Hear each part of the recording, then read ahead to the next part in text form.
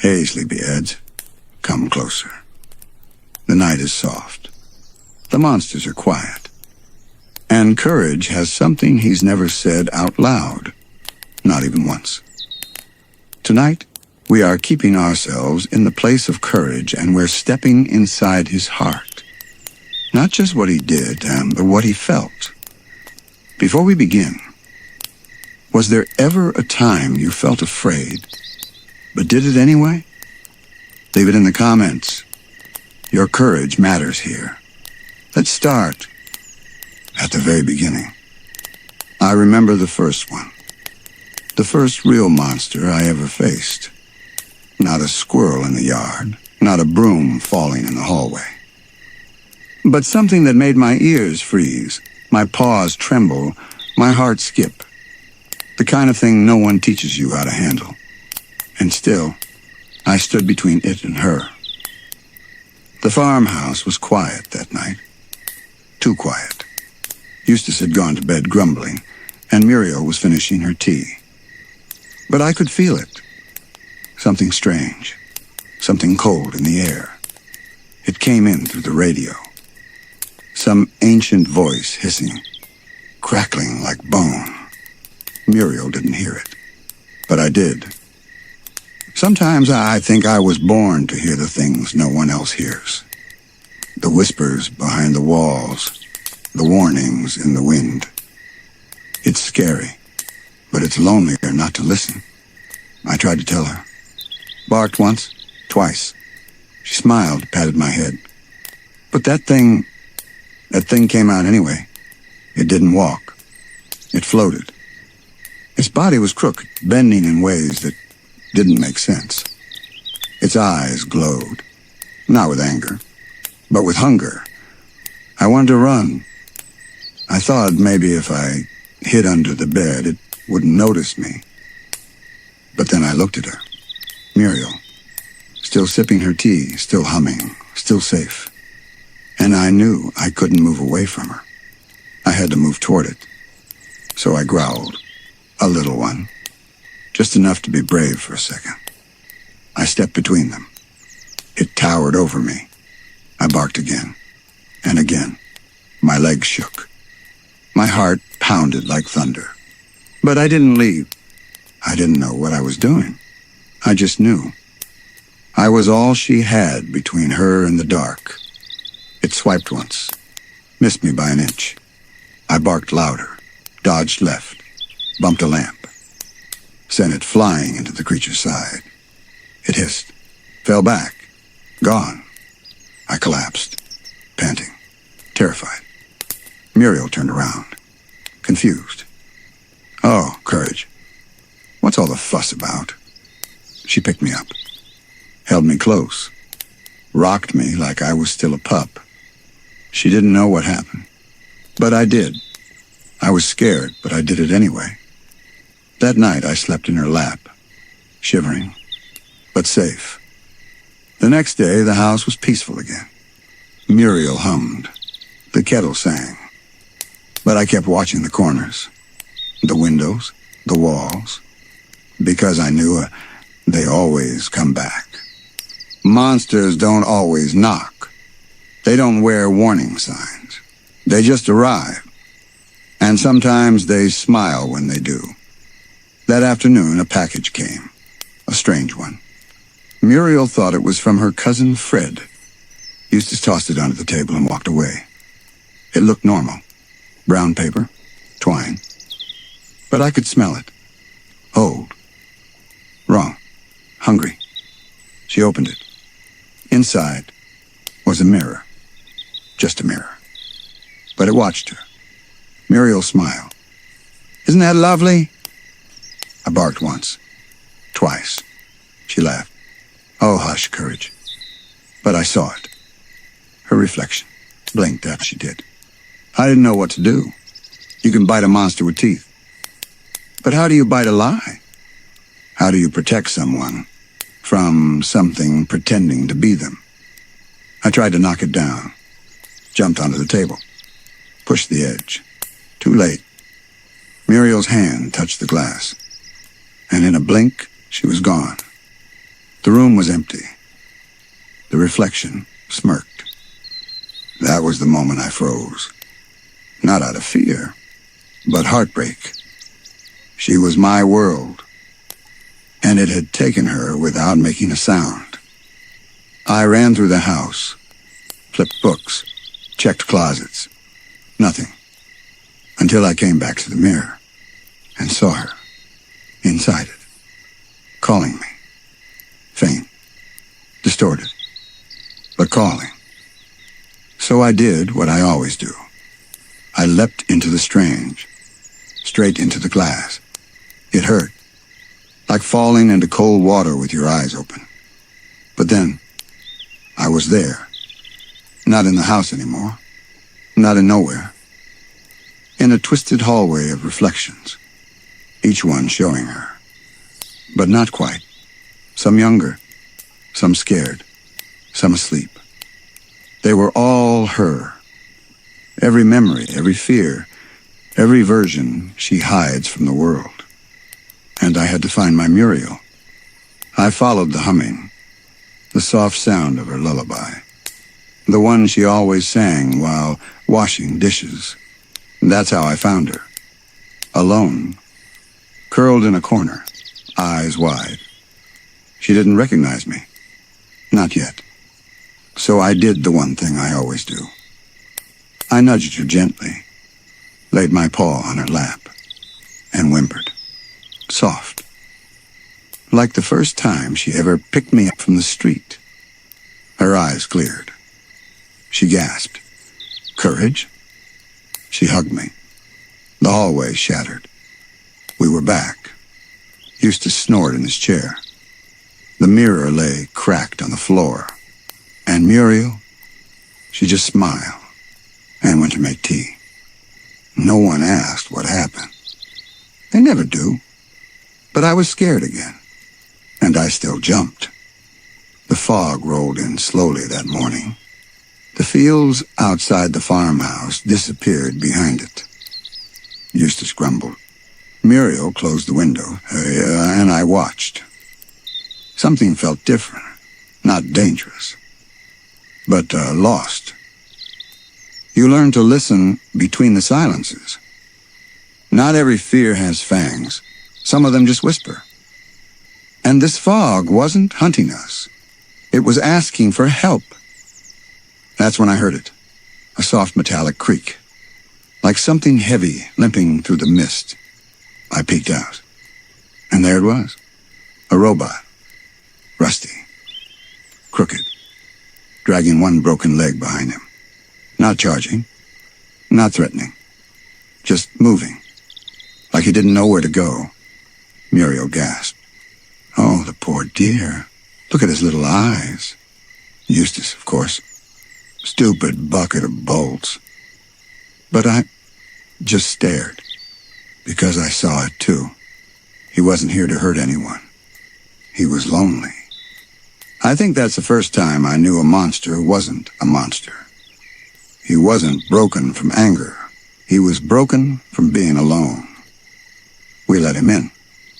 Muriel, being Muriel, gave him tea. He didn't drink it.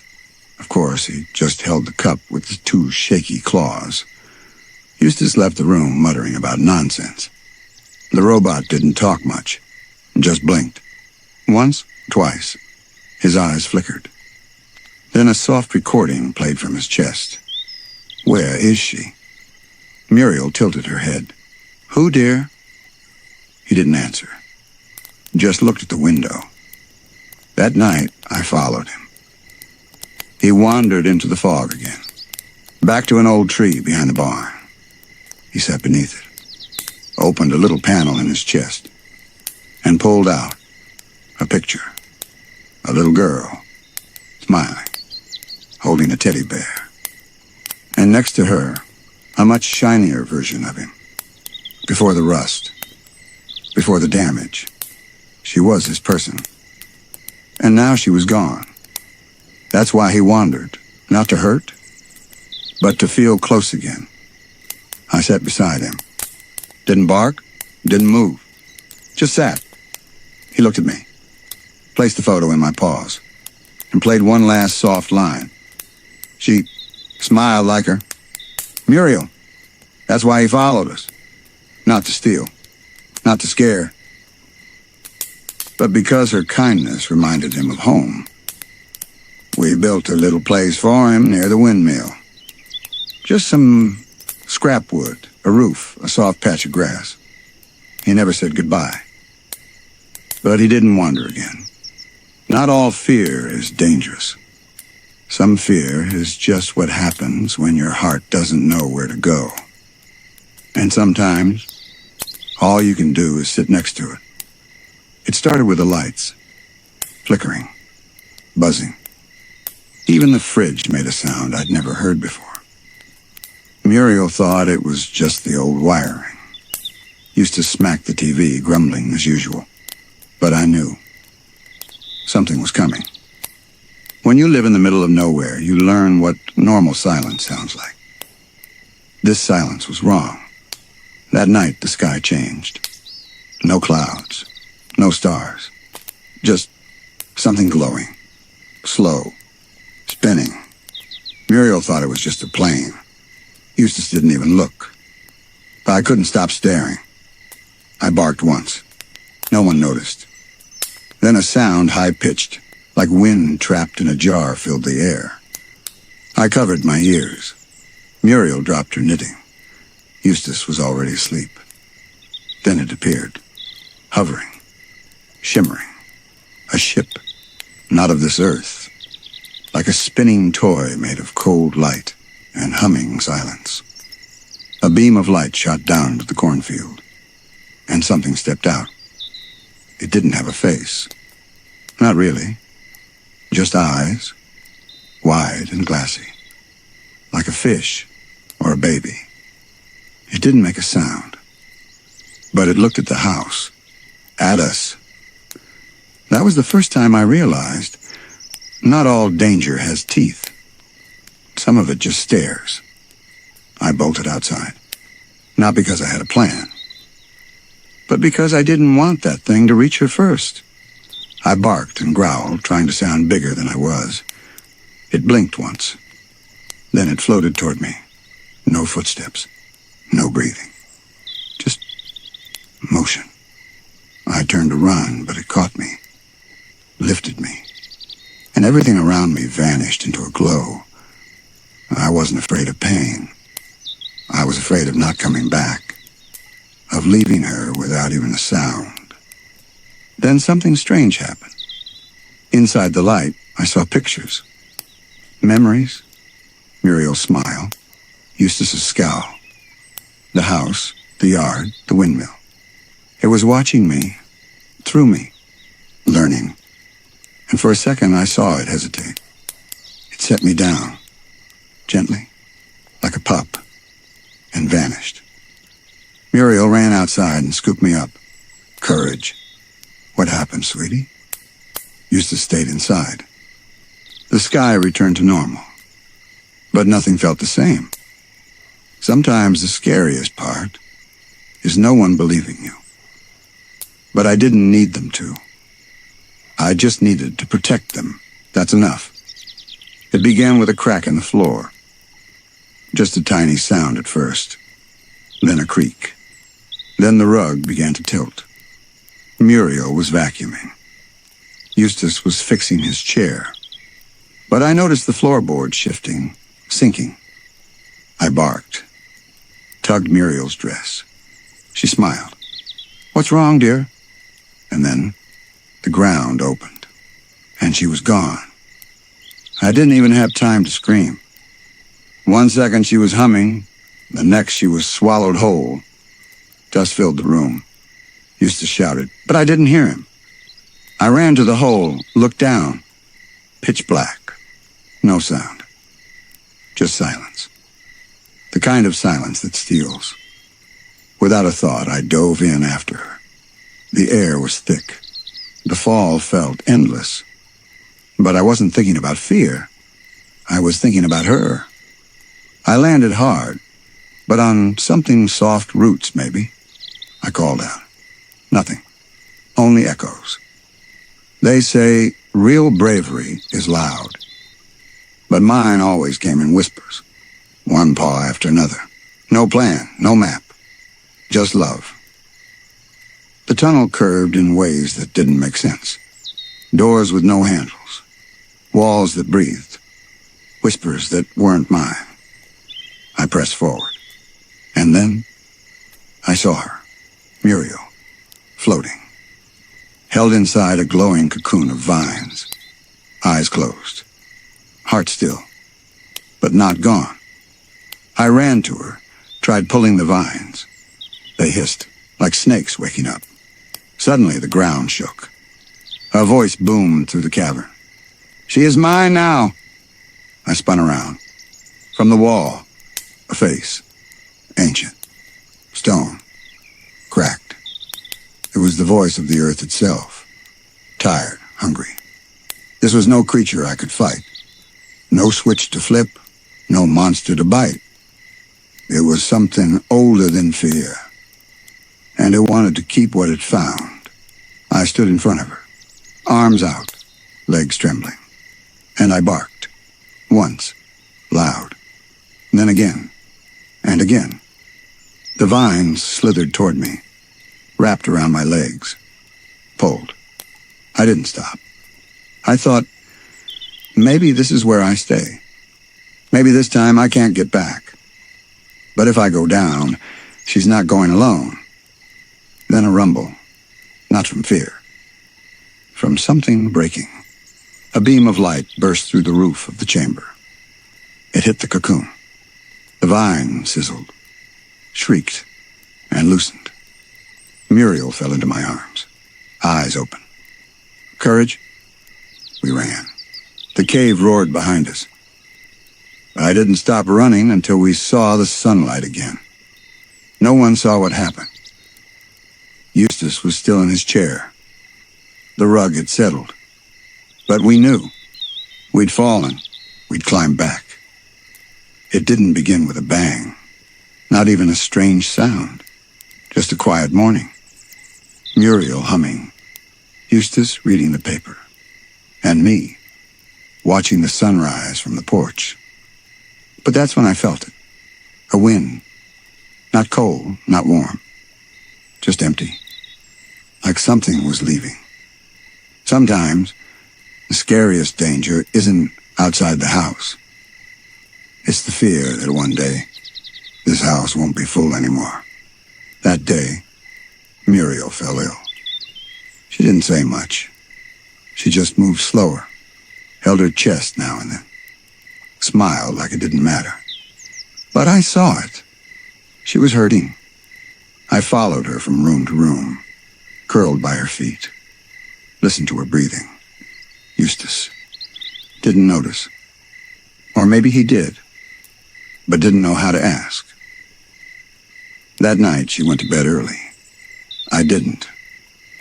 I sat at the foot of her bed and watched her chest rise and fall, and rise and fall, until it stopped for just a second too long. I thought I'd lose her that night, and I'd never felt smaller. I've faced ghosts, shadows, even the void itself. But this was different. I licked her hand, whimpered softly, and she stirred, opened her eyes, a smile, courage. Just that. No more. But it was everything. She held me close. I buried my face in her nightgown. I didn't want to protect her from something this big.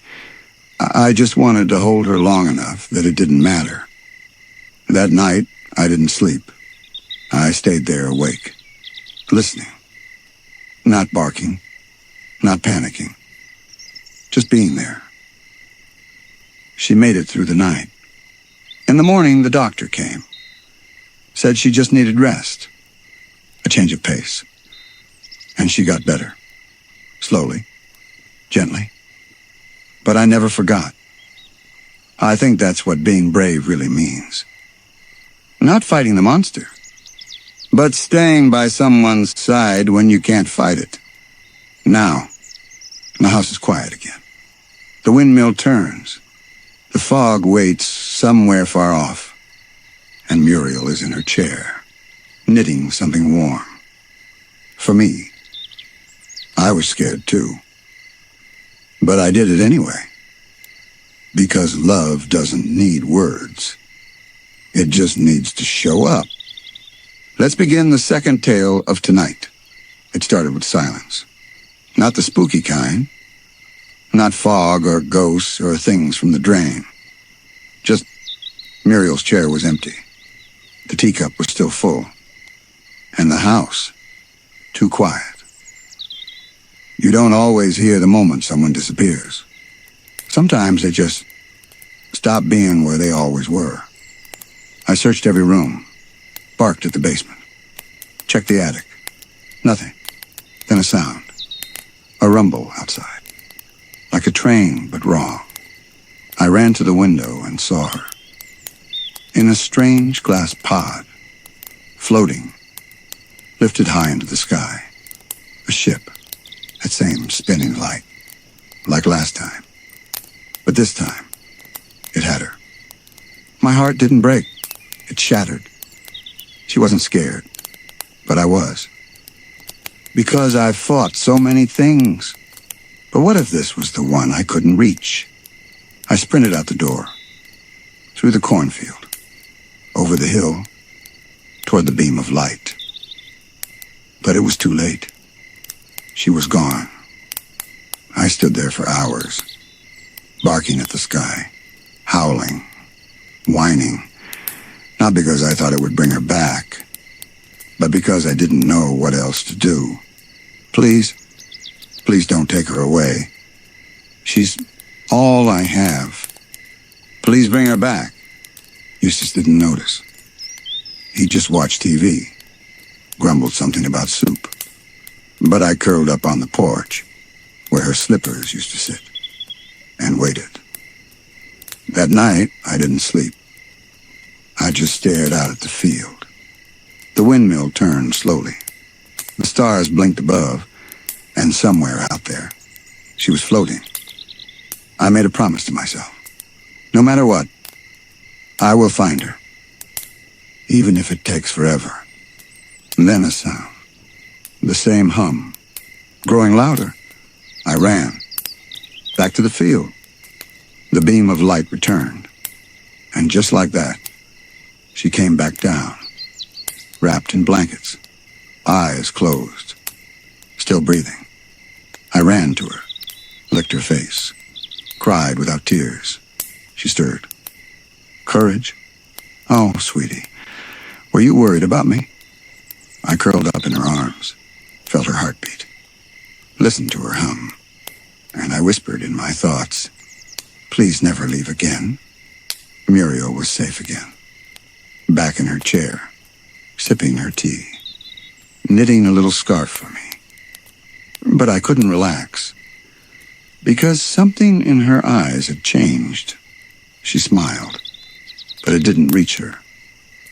She came back from the stars, but a piece of her stayed behind, and I could feel it that she was fading just a little, like a song you can almost remember but can't quite hum. Then the dreams started. She'd mutter in her sleep, names I didn't know, places she'd never been. And one night, she called out for her mother. I climbed into her bed, laid beside her, and listened to her breathing, to her fear, to her memories. But I couldn't stop what happened next. The next morning, she was gone again. No ship, no monster, no sound, just gone. I ran through the house, checked every drawer and every crack, every corner. Then I saw it. A door in the wall that hadn't been there yesterday. Small, round, glowing just a little bit. Some doors don't need keys, just the right kind of fear. I stepped through.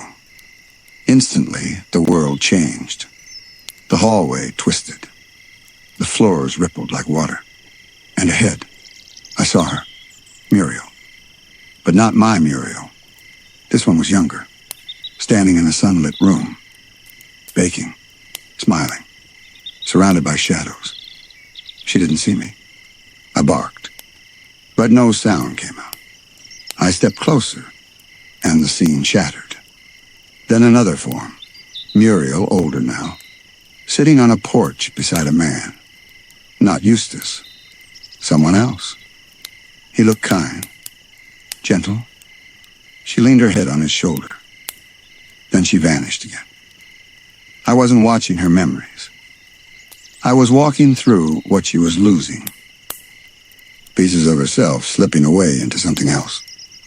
And then I saw her, my Muriel, trapped in a glass sphere, floating in a void, eyes open, but distant, and next to her, a figure, cloaked, tall, shifting, not evil, not angry, just ancient. It spoke without words. She has chosen peace. You must not bring her back. And I said nothing. But I stepped forward anyway. The figure blocked me, offered me a second sphere. It showed me inside it. Peaceful, safe, free of fear. You may stay here with her forever. My heart cracked, because I wanted to. I wanted to stop being afraid. But if I stayed, who would protect her body? Who would fight the next monster? I stepped back and howled. Not loud, not angry, just soft, like the sound she always responded to. Her eyes flicked, then blinked, then widened. She reached for me, and the glass broke. We fell, back through the dream, through the shadows, through the door, into the kitchen. Muriel sat up, blinking, confused, alive. Courage. I leapt into her arms. She held me. No words, no memory of what happened. But I knew. Sometimes love is letting go of peace, because someone else still needs you in the storm. It was just a regular morning. Muriel humming, the sun shining. Even Eustace wasn't complaining. Yet. I was curled under the table, resting my head on her slipper, and then a knock. Not the creepy kind. Not a ghost. Not a robot. Just people. With clipboards, and briefcases, and concern. They wore polite faces. We're here to evaluate Mrs. Bagg, they said. Routine welfare check, they said. Nothing to worry about. Muriel welcomed them in. Smiling, of course. She made them tea, offered cookies, tried to tell them stories. But they weren't listening. There's a kind of danger that doesn't growl. It asks questions, it checks boxes, it decides things. And it wears a smile the whole time. They asked about her memory, her health, her husband. They didn't even ask about me. Then one of them gently said, "We think she'd do better in a care facility." The room fell silent. Muriel blinked. "Pardon, dear.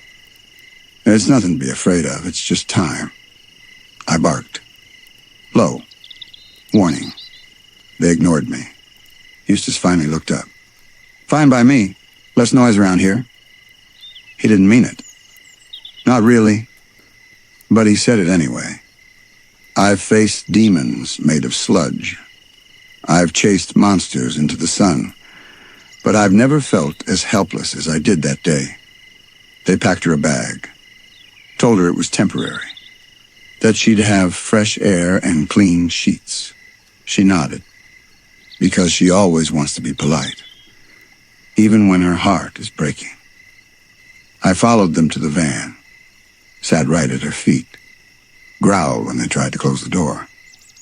"Dogs aren't allowed," one said. "I'm not leaving him," Muriel whispered. But they insisted. The door closed. The van drove away. And I just stood there. Not moving. Not thinking. Just gone. She didn't fight. because she thought maybe they were right, because she didn't want to cause trouble.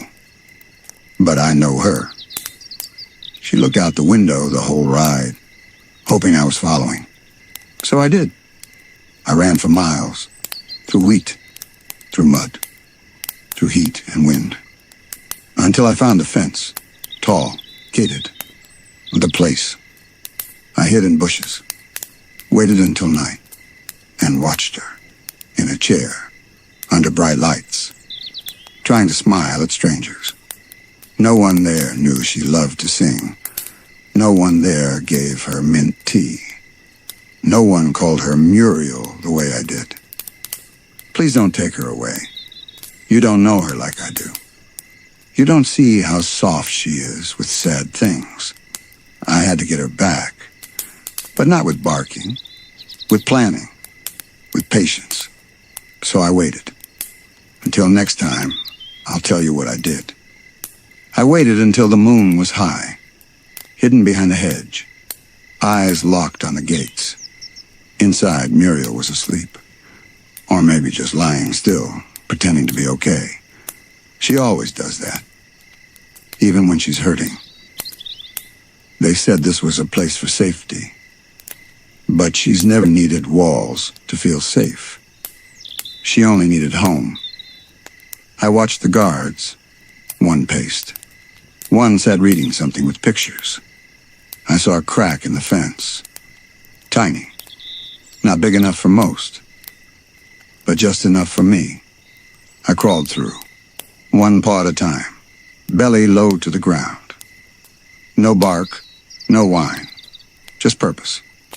The halls were bright inside, too bright. Muriel hated harsh lights. Always lit candles back home. This place was all wrong. I sniffed the air, followed the scent of tea leaves, rose soap, and the faintest trace of mint candy. Her scent. Room 27. That's where they kept her. I peeked through the glass. There she was, sitting on the edge of the bed, looking out the window. I tapped the glass. She turned, and her face broke into a smile so wide I could feel it in my chest. Courage. I pushed the door open. She rushed over, dropped to her knees, and hugged me like it had been years. I knew you'd come, she whispered, and I nuzzled into her sweater. No one clapped. No one said it was brave. But I know what it was. It was love finding its way back. But we couldn't stay. Not here. So I tugged at her sleeve. She understood. She always did. We crept down the hall. Quiet. Slow. Her hand on my back for balance. I led her through the kitchen, through the loading dock, past the back fence, and out into the night. The stars were bright, the breeze gentle. We walked for a long time. Her steps were soft but steady. Then, the farmhouse came into view, and Muriel stopped. I miss this old place, she said, and her eyes filled with tears. Eustace was asleep in his chair, didn't even stir. I helped her into bed, pulled the blanket up over her. She patted the space beside her, and I curled in, warm and safe. No one came for her. No one noticed she was gone. But she was home, and I was whole again. Muriel was home again. Her chair creaked just right. Her humming filled the hallway. The teacup clinked like music. And I should have felt peace. But instead, I felt time. She moved slower. Her hands shook more. She forgot the names of songs she'd sung her whole life. And I didn't know how to stop any of it. One morning, she didn't come to the kitchen. I waited and waited until I heard a soft thump upstairs. I raced up, found her on the floor, not hurt badly, but dazed. She smiled up at me. Oh, courage. I guess I slipped. I licked her hand, tried not to tremble, helped her to her feet. Steady, slow. But inside, I was crumbling. I can fight monsters. I can fly planes, drive rockets, talk to shadows. But I can't fight this. I can't stop time. That night, I curled beside her bed, watched her sleep. And I thought, what if I'm not enough anymore? What if she needs someone I can't be? What if she leaves before I'm ready? And that's when I realized I'd never be ready. But I could be here, now, fully, lovingly. So I started doing more. I brought her slippers before she even asked. Sat by the stove while her soup warmed. Tapped Eustace's shoulder when she needed something. Not because I thought it would fix anything, but because she would have done it for me. Love doesn't need to save the day. Sometimes it just needs to show up every single morning. And still, the fear stayed. That one day I'd wake up and her chair would be empty. For good. But I made a promise. Until that day, she will never feel alone. Not for a second. Not while I have breath, bark, or even a heartbeat left. Because that's what love does. Not forever, but for as long as it possibly can. The farmhouse was still. Too still. No wind outside. No rustling from Eustace's paper. No humming from the kitchen. Just silence. I walked through the rooms. Everything looked the same. But something felt missing. Her chair was empty. Her knitting untouched. Her teacup cool. Then I heard it. A whisper. Soft. Faint. From her bedroom. I pushed the door open. Muriel lay in bed. Eyes closed. Face peaceful. Too peaceful. I didn't feel panic. Not yet. I just felt small. I climbed beside her. Placed my head on her chest. Listened. There it was, her heartbeat. Faint. But still there. Every beat was a miracle. The doctor came. Eustace stood in the doorway, arms crossed. Not angry, just afraid, in his own way. The doctor said things. Big words. Heavy words. Words like weakening, and rest, and comfort. I didn't understand all of them, but I understood the feeling that maybe this was the beginning of goodbye. That night I didn't sleep. I stayed by her side. She stirred once, opened her eyes. Courage, she whispered, and smiled. She was saying goodbye in her own soft way. Not with tears, not with fear. Just love. I licked her hand, pressed my forehead to hers, and I whispered back, not with words, but with everything I had. Please don't go. But if you have to, know that I'll love you forever. The morning came. She was still breathing, still here. But I knew someday she wouldn't be. And I had to be ready. Love poem doesn't get to last forever in body, but it echoes in slippers by the door, in recipes half remembered, in the sound of a chair creaking just so. So I did something brave. I went outside, stood in the sun, and barked once. Not loud, not scared, just present. I will be here, even when she's not. I will remember everything she ever was. Next story isn't about monsters. It's not about saving the world.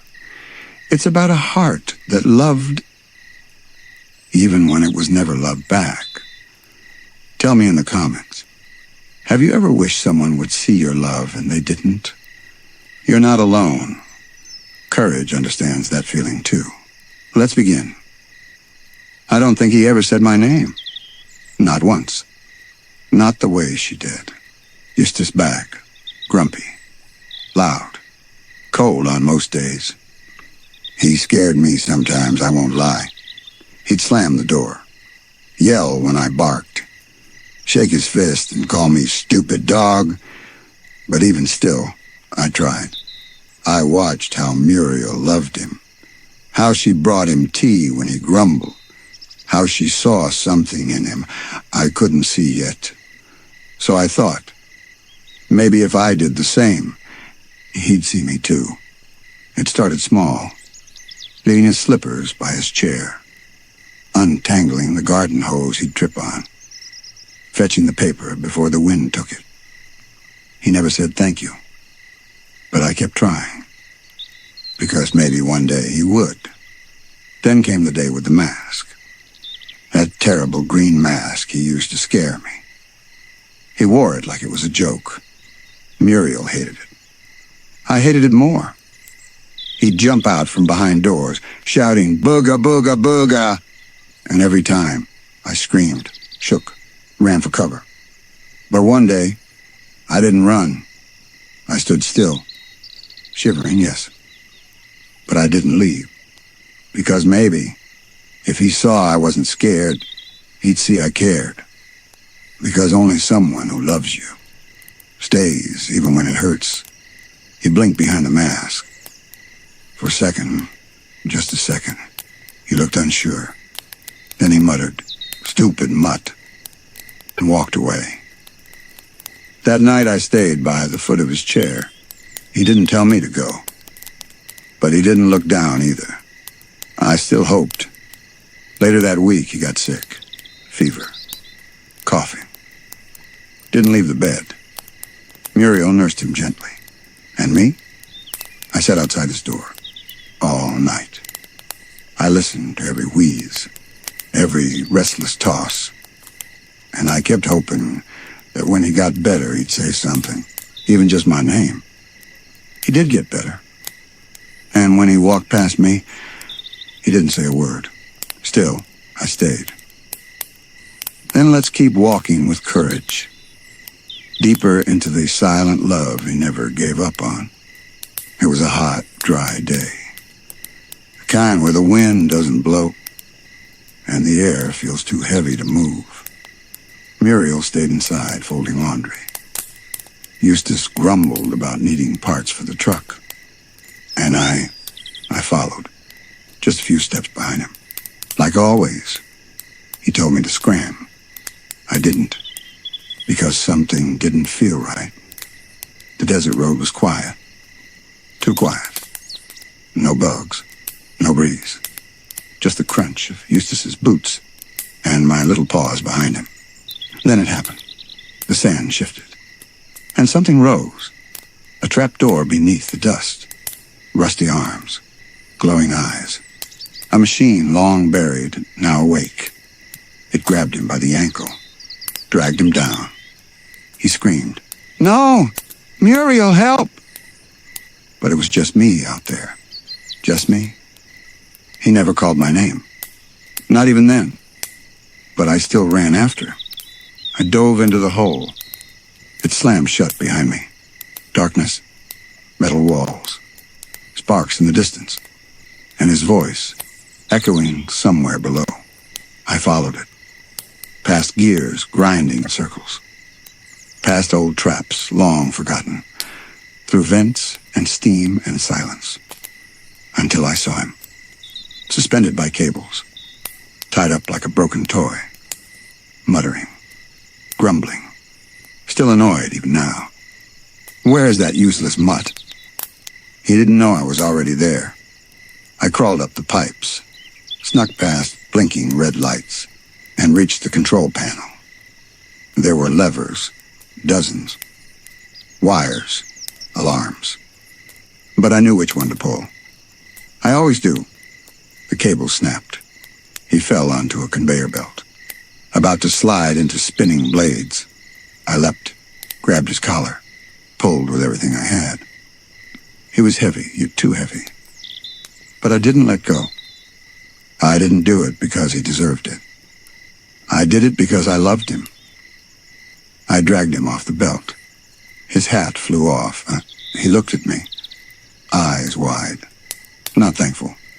Not shocked. Just quiet. For once. I expected a word. Anything. But all he did was pick up his hat, dust himself off, and mutter, "Could have handled it myself." Then he walked away. Didn't even look back. I sat there for a moment, covered in oil, heart still racing, chest aching. And I whispered to myself, "I know. Let's keep going." Into a place even darker than a monster's cave, Eustace's heart.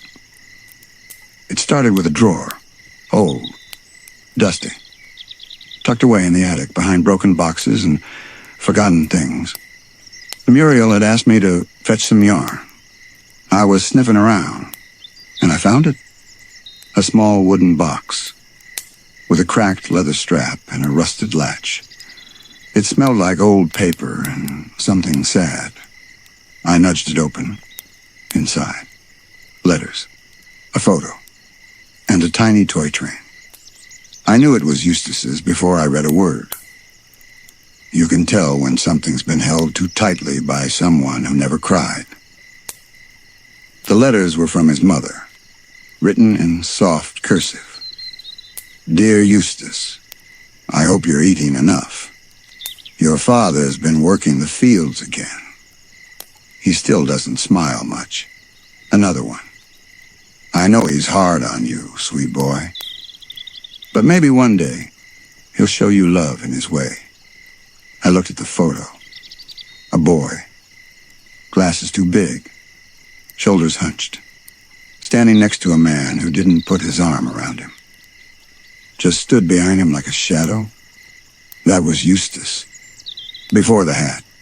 Before the scowl. Just a boy who wanted a hug. I sat there for a while, just still. I didn't bark. Didn't move. Just let the silence explain what he never could. That night I left the photo on his chair. He didn't notice it at first. But when he did, he stared. Didn't speak. Didn't throw it away either. He just picked it up and kept it in his coat pocket. Maybe that's all some people can do. Not say thank you. Not open their arms. Just carry something. After that, he didn't yell as much. Still grumbled. Still called me names. But once, just once, I saw him scratch behind my ear when he thought I was asleep. Only for a second. But I felt it. Maybe that was his way. Maybe love doesn't look the same in every heart. Maybe his just got a little lost. Let's return to that quiet little farmhouse where hearts don't always speak, but sometimes they shift. It was a rare thing.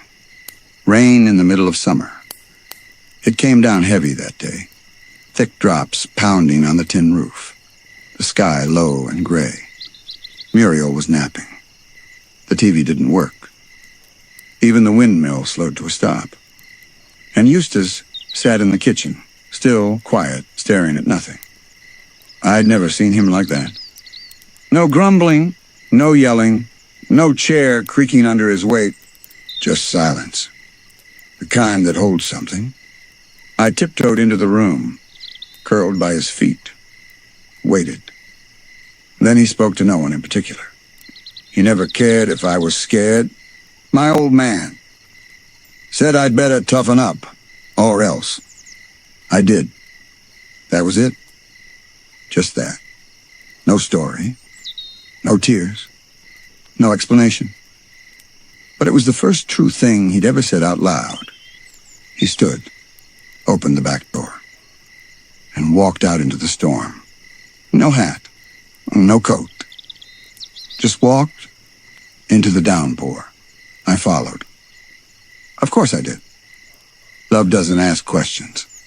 It just shows up. He stood in the mud, staring out at the field, the one he grew up tending, the one he still sometimes cursed. And then he slipped. His boot caught in the wet soil. He fell hard. Didn't call for help. Didn't move right away. I ran to him, nudged his arm. He pushed me back. Leave me. But I didn't. I lay right next to him. In the mud. In the cold. With the rain dripping down both our faces. Because maybe if someone had done that for him back then, he wouldn't have turned so sharp. We stayed like that. 5 minutes. 10. Long enough for his breath to slow. Then he whispered, "You're still stupid." But softer this time. Like it didn't mean what it used to. That night, Muriel made soup. Eustace didn't eat much. But when he stood from his chair, he left something behind. His coat. With the photo still in the pocket. I pulled it out, tucked it gently into his drawer, and whispered, "I love you anyway." It started with the windmill, late at night. No storms, no monsters. Just the creaking of old gears spinning wrong. I looked out the window. The blades were turning too fast. Faster than they should. Faster than the wind. And then I heard it. A hum. Low, electric. Something underground. Something waking up. Eustace had gone out to fix the fence earlier. Said he'd be right back. He hadn't come back. I barked. Ran to the door. Nothing but empty fields. And the windmill slicing the moonlight. I followed his footprints. They led to the barn. And the barn door was glowing. Inside, a machine. Alien. Humming like a deep breath held too long. And at its center, Eustace. Held in place by beams of light. Arms out. Mouth frozen. Alive. But trapped. He'd touched something he shouldn't have. Trying to fix something. Or maybe just feel useful. I rushed to the console. It was pulsing like a heartbeat. Numbers flashing. Symbols I couldn't read. But I didn't need to understand. I just needed him back. He never asked for help. But he needed me. I jumped up. Pressed every button I could reach. Barked at the screen. "Hit the cables." The machine screamed. And then a spark. A flash. And the beam holding Eustace broke. He fell. I caught him. Sort of. He was heavy, like always. But I broke his fall just enough. He groaned. Opened his eyes. Looked at me. And for the first time, he didn't say anything mean. He just looked. Longer than a second. Not mad. Not annoyed. Just quiet. I wagged my tail. Hoped. Waited. And then his hand moved. Rested clumsily on my head. Just once. There wasn't much. But it was more than ever before. And I tucked it somewhere deep where my bark couldn't reach. He stood up. Muttered something about darn machines. But when we walked back to the house, he didn't walk ahead of me. He walked with me. That night I curled at his feet again. He didn't kick me away. And just before his eyes closed, he whispered something. Barely. But I heard it. Good dog. Maybe love doesn't come loud. Maybe it comes in small, broken pieces. But I'd catch everyone. It was a strange night. No lightning. No monsters. No aliens. Just silence. But not the peaceful kind. The still kind. The kind that wraps around your ribs and makes you listen too closely. Eustace was asleep in his chair. Muriel in bed. And me, restless. I walked the halls. My ears twitched. My tail felt low. Something was wrong. And then a sound. A choke. A gasp. I ran to the living room. Eustace, still in the chair, wasn't breathing right. His chest heaved, his face pale, his lips parted, trying to pull in air that wouldn't come. He wasn't calling for help. He couldn't. It was the first time I saw real fear in his eyes. Not annoyance, not anger, not pride. Just a man who suddenly didn't want to leave. I barked. Loud. Again. And again. Ran to Muriel's room. Tugged her hand. Pulled her to him. She gasped. Held him. Called for help. And I pressed my head to his arm. Let him know I was there. The ambulance came. They took him away. Muriel rode with him. I waited at the top step of the porch. Hours passed. The sky turned purple, then blue, then black again. And finally, the truck came back. He was okay. We were lucky. That night, Muriel helped him into bed. He didn't say a word. But before she turned off the light, he looked at me. Just for a moment. And he said, thanks. It wasn't much. But to me, it was everything. He never hugged me. Never said, I love you. Never played fetch or scratched my belly just because. But that night, he let me curl up beside him. He rested his hand lightly on my back and kept it there until he fell asleep. That was his way. And I accepted it, because love isn't about changing someone. It's about staying long enough to understand them. So now, soft soul still listening, if you've ever longed for someone's kindness and got only a flicker, hold on to it. That flicker was something. Maybe the only something they had left to give, and you were brave enough to accept it. That is real love. That is quiet strength. Courage never gave up on Eustace. Not because Eustace deserved it, but because courage chose love. Every time. And you? You've loved that way too. You've stayed when it was hard. You've hoped when there was silence. You've given everything without asking for applause. That's why this story is yours too. Let's begin the next quiet journey into courage's hidden heart, where the smell of warm soup means you're not alone, and a simple cup of tea says you matter. This story isn't about monsters. It's about breakfast, and soup, and a slice of pie on a hard day. This is the story of Muriel, and how she made courage feel like he mattered without saying a word. She never asked why I was scared. She just handed me a biscuit. It always started the same way. The kettle would whistle. The smell of tea leaves and toast would float through the house. Sunlight would peek into the kitchen window. And Muriel. She'd hum.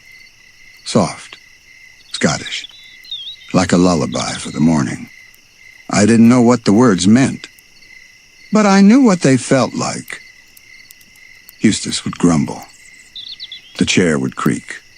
The radio would sputter static. But Muriel, she just moved gently.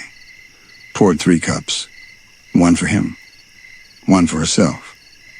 And 1, just my size.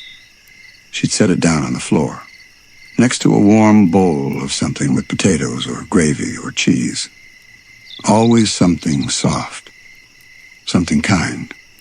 She never forgot me. Not once. After nightmares, after monsters, after running, barking, hiding under beds, she'd still be there. There you are, dear, hungry, like it was nothing. Like I hadn't just saved the world. Like I hadn't just almost lost her. Like I was just home. Her food didn't just fill my stomach. It stitched my heart back together. Sometimes I'd cry. Not loud. Not dramatic. Just a quiet little whimper as she placed the bowl in front of me. She'd hear it, always, and she'd bend down, rub my ears, press her forehead to mine. Oh, Courage, my sweet boy. That was all. No lectures, no questions, just soup and love. One day, after a long night of shadows in the basement, I was shaking so hard I couldn't eat. Muriel noticed. She sat with me on the floor, spoon in hand, fed me slowly, one bite at a time. She fed me like I mattered, like I wasn't just a dog, not just a sidekick, like I was someone worth waiting for. Up next, Courage faces one of the most terrifying days on the farm, but Muriel's gentle care brings him back to safety without ever needing to raise her voice. It started with thunder, not loud, just far away, low, grumbling. But I felt it, in my ears, in my bones. Something was coming. Not a storm, not wind. Something stranger. The air changed, buzzed. And just like that, the scarecrows turned their heads. They shouldn't move. They never move. But they did. All of them watching the farmhouse, standing crooked in the fields, grinning. I barked, ran to Eustace. He swatted me away with the newspaper, ran to Muriel. She looked out the window, then quietly said, "Oh dear, not again." She didn't scream, didn't panic. She just turned off the kettle, tied her apron tighter, and looked at me. Don't worry, Courage. I'll get the biscuits out of the oven." Even when the shadows crept toward the windows, even when Eustace locked himself in the bathroom, she kept humming, just a little louder now. I darted out into the field, tried to chase them back, tried to bark them into dust. But they kept coming, crooked, slow, silent. My legs trembled. My chest felt too small. I thought I was going to break. Then I heard it. The porch door open. And her voice. "Come back inside, dear. Supper's ready." She wasn't yelling at the scarecrows. She was calling me. I turned. Ran faster than I ever had. Back through the front door. Back into her arms. She caught me. Held me tight. Closed the door. And the shadows didn't follow. She saved me without throwing a punch. She just made it safe to come home. She set me on the chair. Not the floor, the chair. Wrapped me in a dish towel like a blanket. Set a tiny plate of mashed potatoes in front of me. Soft, buttery, still steaming. And she said, "You're such a good boy." I didn't even know if I could eat. But I did. Bite by bite.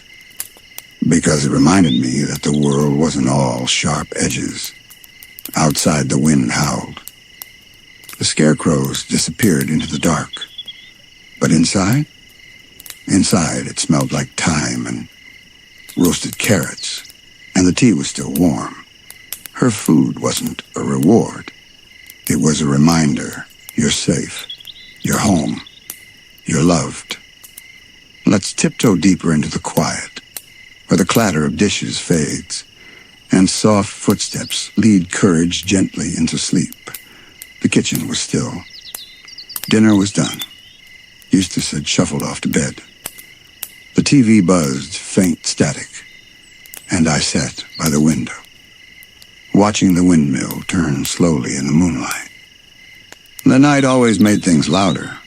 My fears, my heartbeat, the old creaks of the farmhouse.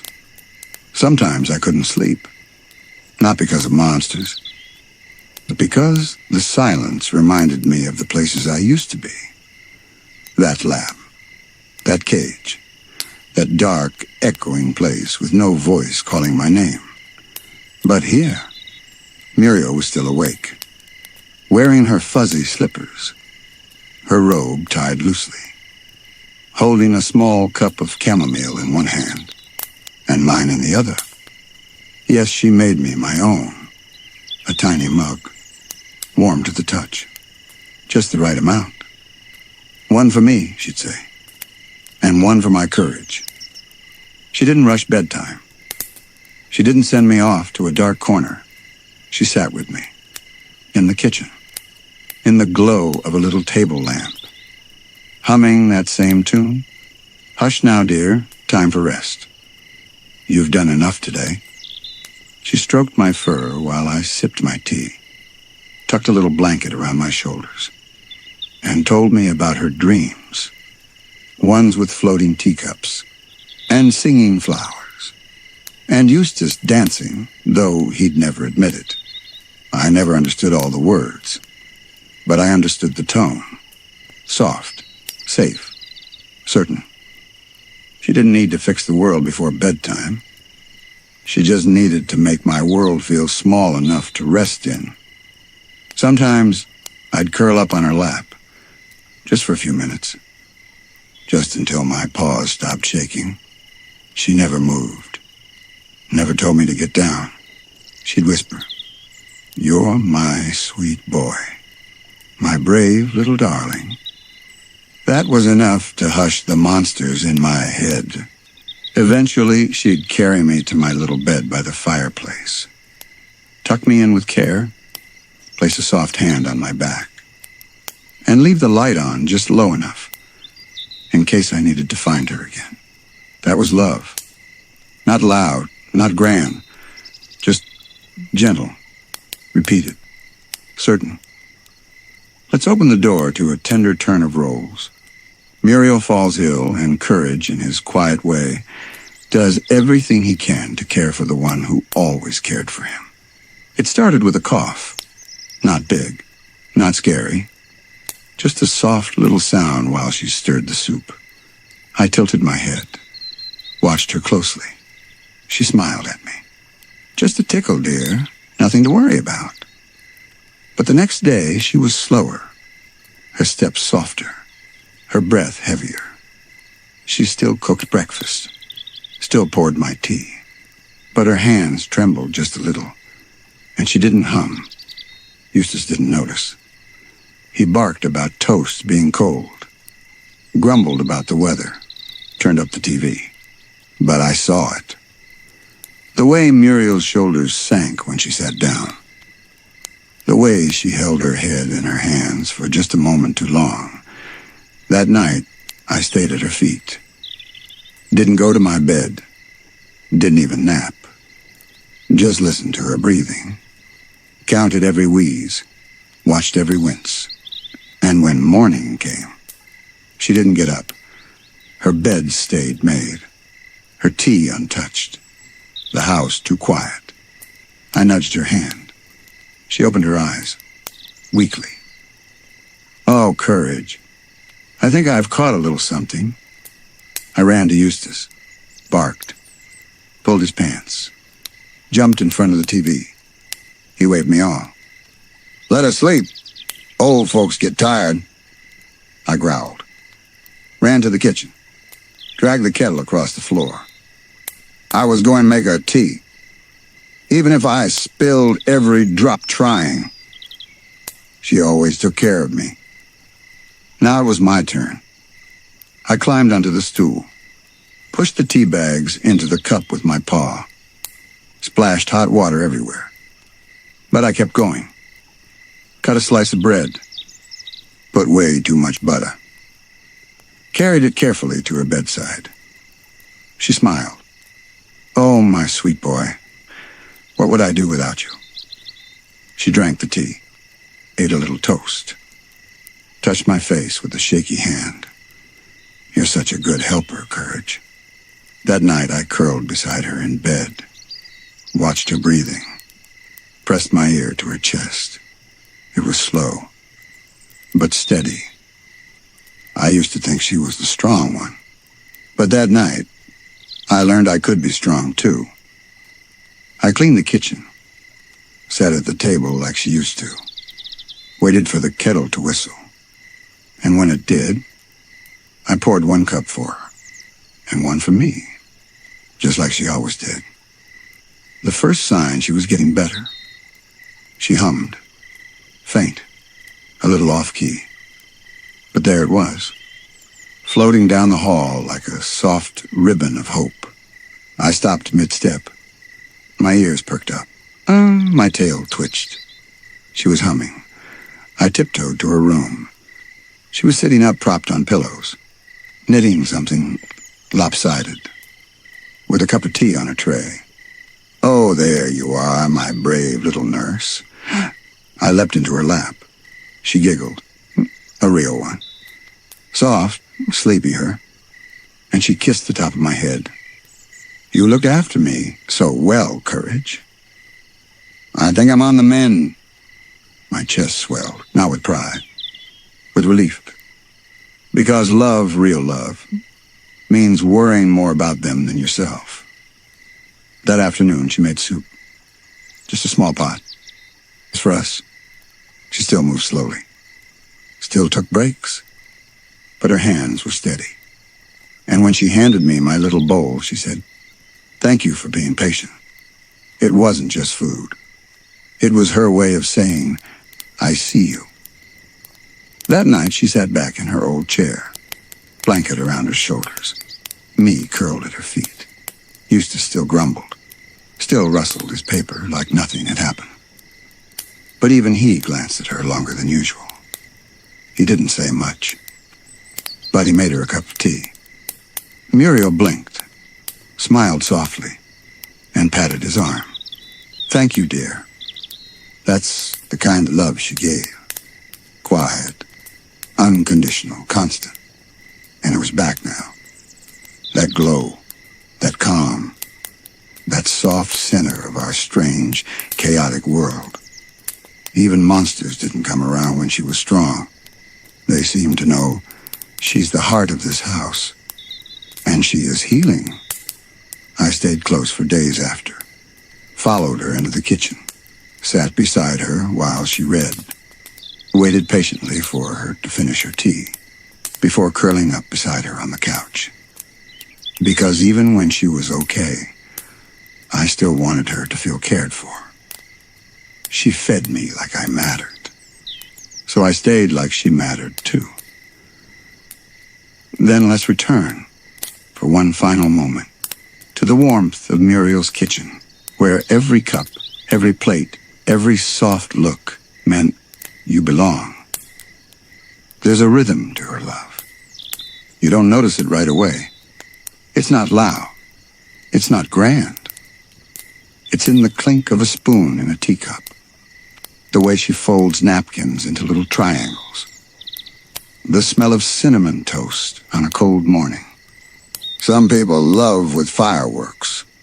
Muriel loved with leftovers warm just right. I've faced monsters. Been launched into space. Danced with shadows. But nothing felt as powerful as her setting down a bowl and saying, "There you go, my sweet boy." Even now, when the world feels too big, too strange, too fast, I go back to those memories. Muriel in the kitchen, humming softly. A fresh pot of something bubbling on the stove. A chair pulled out for me. A biscuit still warm. And a napkin folded just for my paws. I didn't need to earn it. I didn't need to save the day for it. I just had to be there. Just had to be. She taught me that love doesn't always have to be deserved. Sometimes, it just is. And the truth is, she never asked for thanks. Never waited for praise. But every time I licked her hand, or wagged my tail a little harder, or curled up closer than usual, she knew. "I love you, Courage." She said it like she was saying good morning, like it was the most natural truth in the world.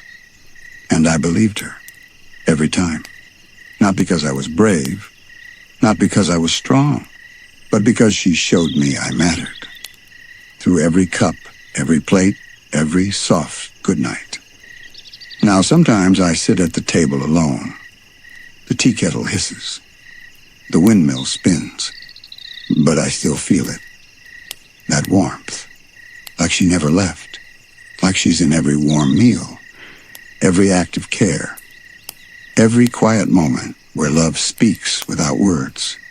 The first time I saw him, as he was standing still, a tall, rusted robot, built from bolts and sorrow, flickering eyes, arms too big for gentleness, and silent, so silent.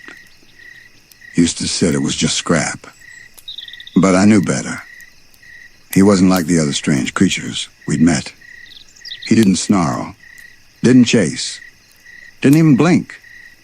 He just watched Muriel, watched the house, watched the sky, and his eyes. They weren't glowing red. They weren't evil. They were soft, dim, like the last little light trying not to go out. I knew that look. I had seen it in mirrors, in rainy windows, in old photographs I never understood. He was lonely. So deeply, completely lonely. And I understood. That night, he didn't attack us. He helped. He fixed the windmill, trimmed the hedges, stacked firewood with slow, careful hands. But when Muriel offered him tea, he didn't answer. He just turned away. Later, I found him outside, standing beside the barn, staring up at the stars. I crept closer, not barking, not scared, just curious, and maybe a little sad, too. "You miss someone," I whispered in my mind. "Don't you?" He didn't speak, but something shifted in him. His head lowered, shoulders sank, and then he showed me a projection, flickering from his chest. An old recording. A woman, smiling, petting his head, laughing, calling him my dear little invention. He missed her. His creator. His mother? I'm not sure. But whoever she was, she loved him. And now, she was gone. That's the worst kind of silence. When the one who made you feel seen is no longer there to look at you. I sat next to him for a long time. Didn't move. Didn't make a sound. Just let him feel not so alone. That's when I realized sometimes the monsters aren't the ones who attack. Sometimes they're the ones who were abandoned. Then let's return to the barnyard, where stars still shimmer overhead, and a little dog makes a choice that changes everything, with no words, no reward, just heart. He hadn't moved all night, just stood there, outside the barn, his head tilted toward the stars, like he was waiting for something to fall back down. I didn't sleep either. Kept checking the window. Worried he'd leave. Worried he'd break. Just stay frozen forever. Muriel said he was quiet. Kind, even. But she still didn't trust him near the house. And Eustace? He wanted to sell him for scrap. I've seen that look in people's eyes before. That look that says, you're only useful if you can be used. But I saw something different in the robot. I saw me. I saw every time I'd barked for help and been ignored. Every time I was called stupid dog when I was only trying to protect them. Every time I wanted to curl up beside someone and wasn't allowed. So I waited for Muriel to sleep. And then I snuck outside. He didn't notice me at first. Just kept watching the sky. Motionless. So I did something strange. I brought him a blanket. Muriel's old quilt. Faded, warm, soft.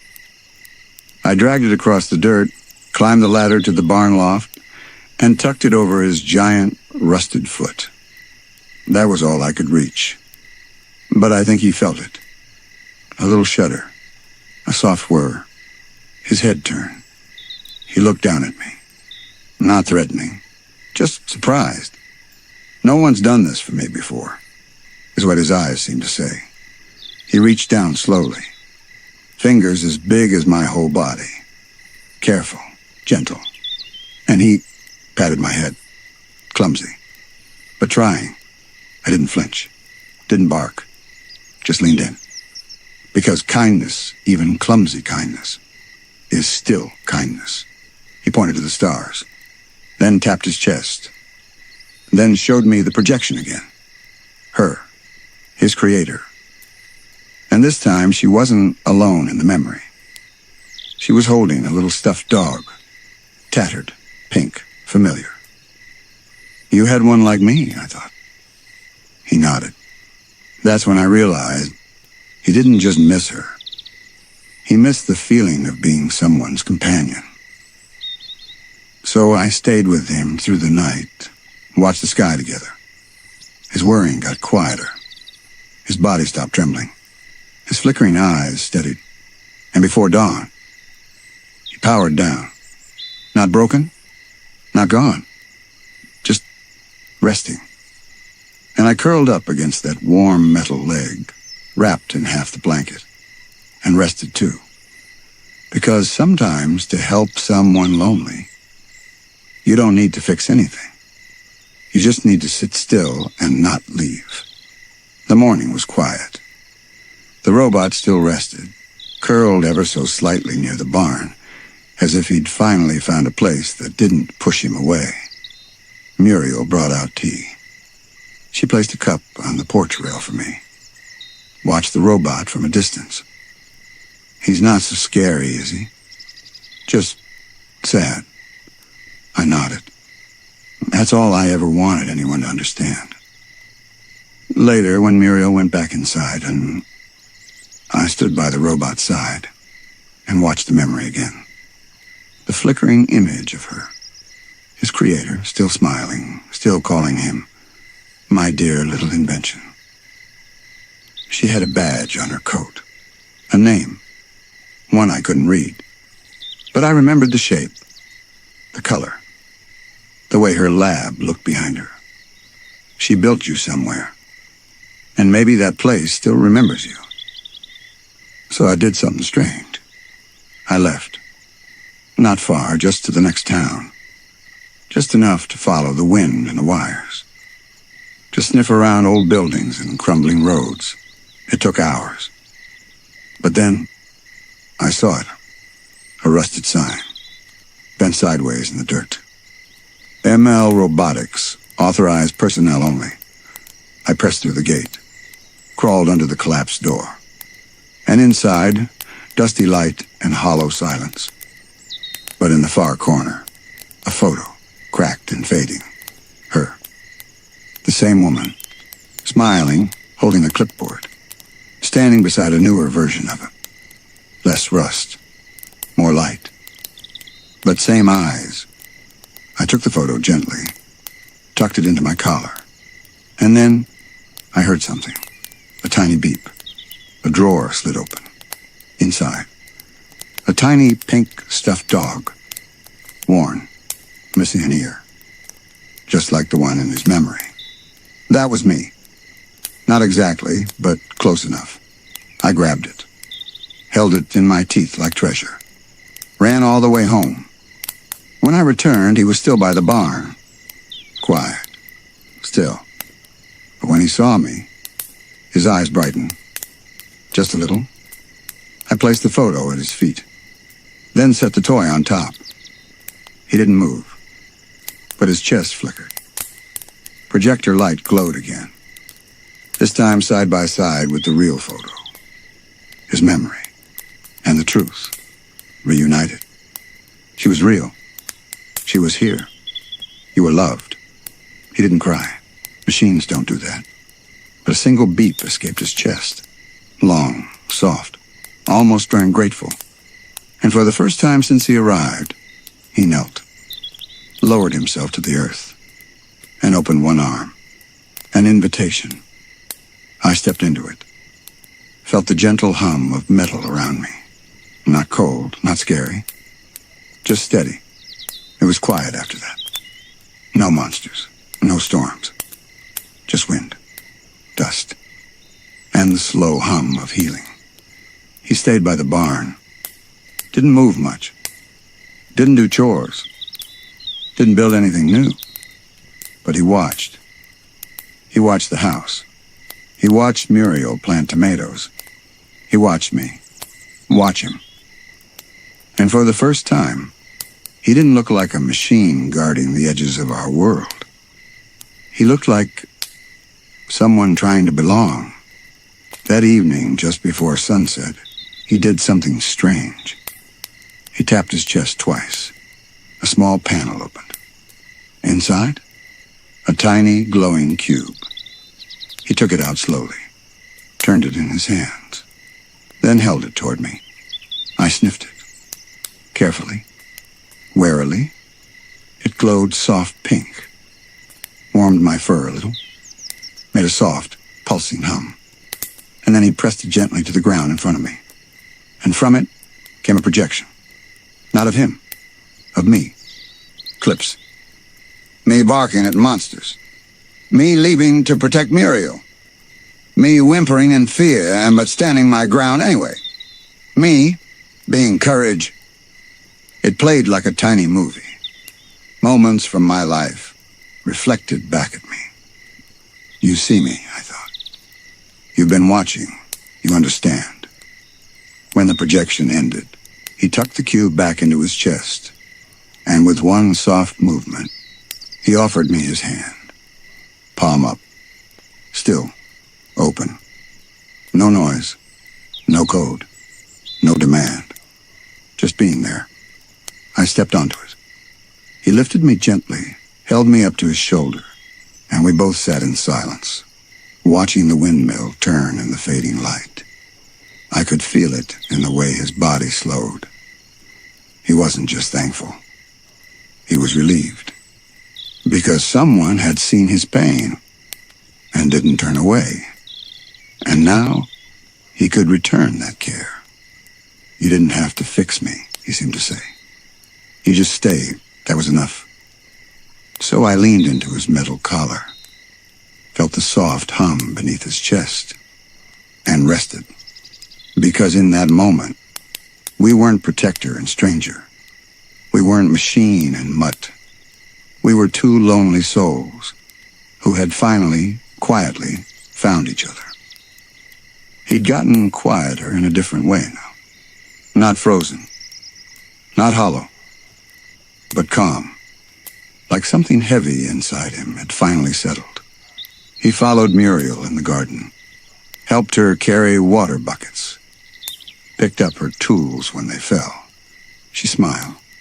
Didn't say much. But I could see it in her face. You're not just strange anymore. You're part of this. Even Eustace stopped grumbling. Well, mostly. One night I saw Eustace leave a wrench by the barn door. The robot picked it up, used it to repair the fence, and left it right back. They never spoke. Never looked each other in the eye. But, they understood. That's when I started to wonder, what happens next? Will he stay? Will he rust slowly in this dusty yard? Or could he go somewhere? Or could he find something more? What if you're not meant to be a side character in someone else's story? What if you're ready to write your own? So one morning I did something strange.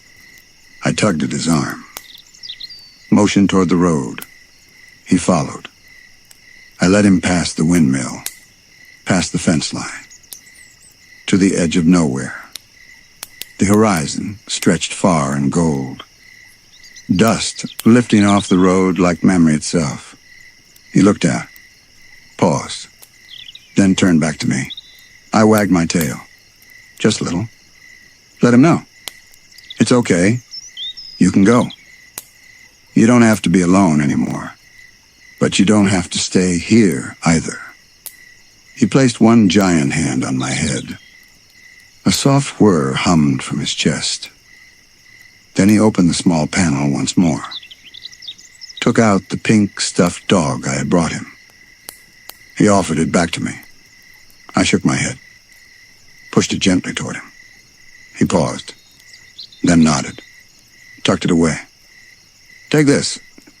Let it remind you you're still worthy of love. He looked at the road again, and this time, he stepped forward. 1 foot, then the next. Slow, steady, but choosing. I watched until he was a shimmer, a flicker, gone. And I didn't cry. Not really. I just sat there, felt the warmth of the road, the memory of his last soft beep, and hoped that somewhere, someday, he'd find a place that didn't just need him, but loved him. It's been some time now. The robot is gone. No beeping in the barn. No quiet footsteps across the porch. Just the windmill creaking, the chickens clucking, and the hum of Muriel's tea kettle inside. But sometimes, I still catch the faintest shimmer on the horizon, a soft flash of light across the fields at night. And I wonder, is that you? I like to think he found something. Not just a place, but a feeling. Maybe a quiet town. Maybe a lonely inventor. Maybe a forgotten satellite dish, blinking out signals only he can hear. Maybe even love. And I wonder if he ever thinks of me. The dog who didn't run. The mutt who sat still. The voice he never heard, but somehow understood anyway. I didn't do much. I didn't fix him. I didn't say anything special. I just saw him. And stayed.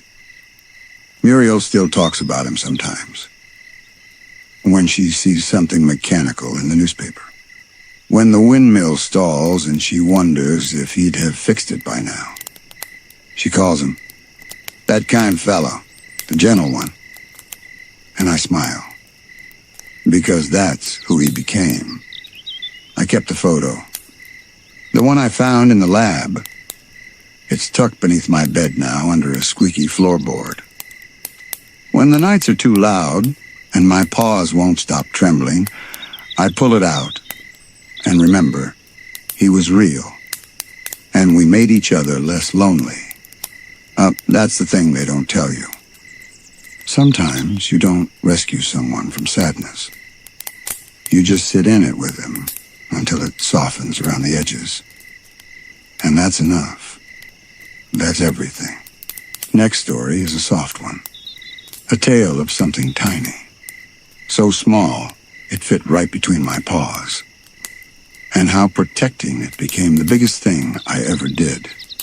Before we begin, tell me in the comments, have you ever held something fragile, not just with your hands, but with your heart?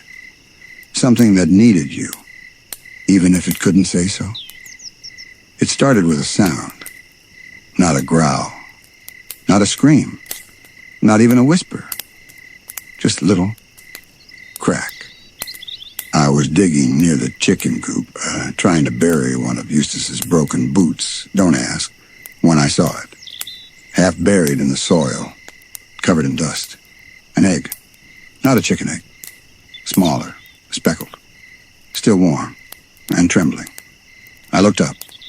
No nest, no tree, just sky and wind nowhere. You don't belong here, I thought. You're lost. I pressed my nose to it gently. It wobbled. A tiny chirp echoed from within. That was it? That was the moment my heart decided, you're mine now. I'll get you home. Even if I don't know where that is yet.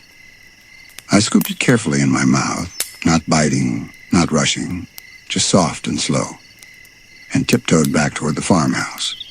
Muriel was in the kitchen, humming, making stew. She smiled when she saw me.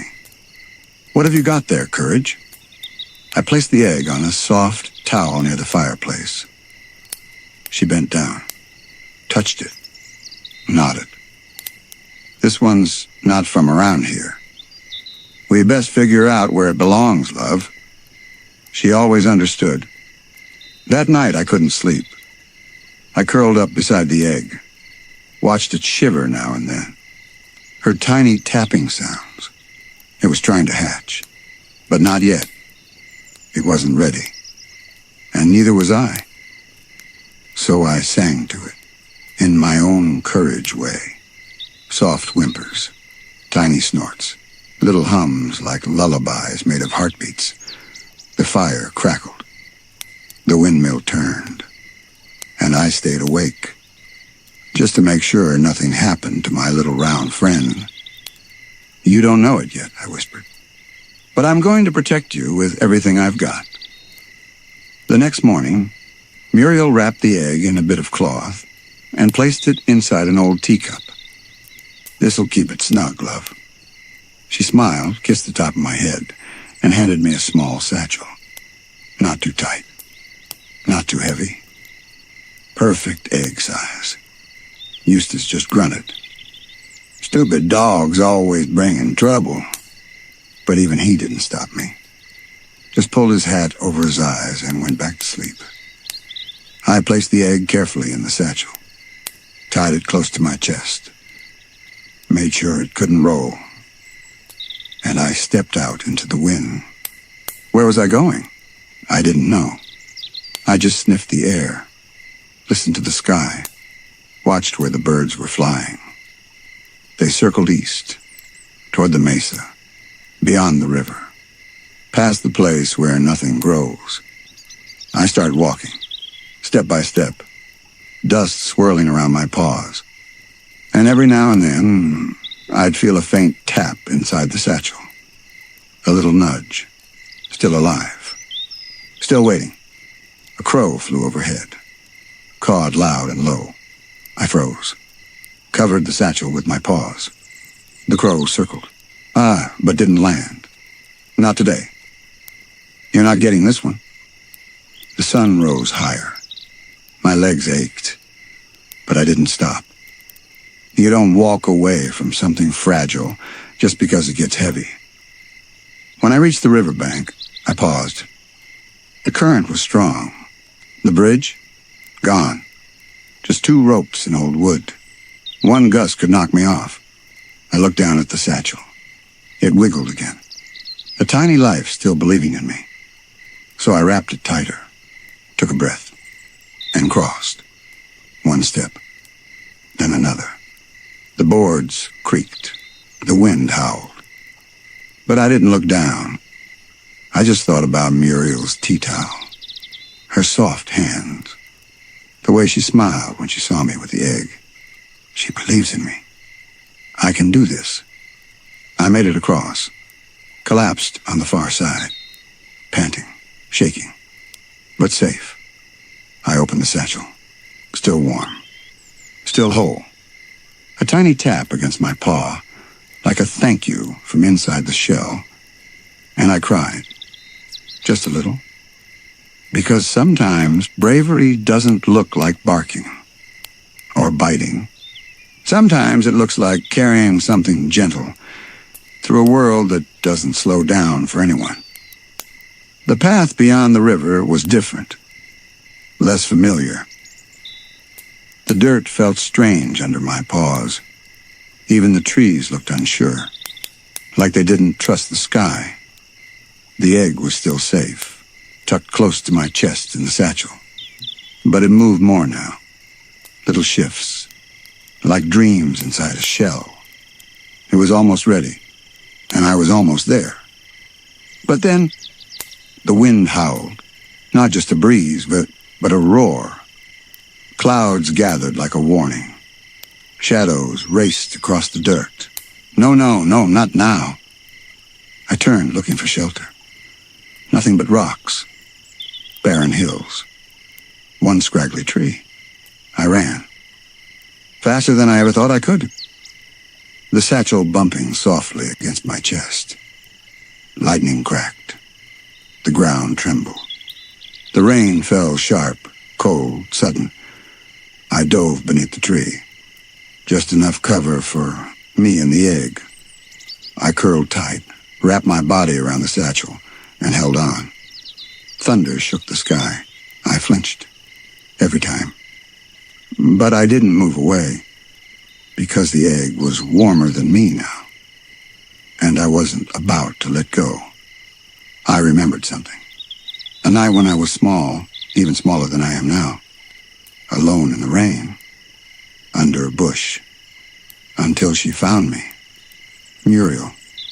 She wrapped me in her shawl, told me I was safe, fed me warm soup, and called me her baby. Now I know how you felt, little one. And I'll be your Muriel, and just for tonight.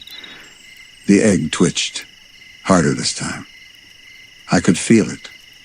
A tiny tap from inside, like it was afraid too. So I sang again. Not loud, not perfect.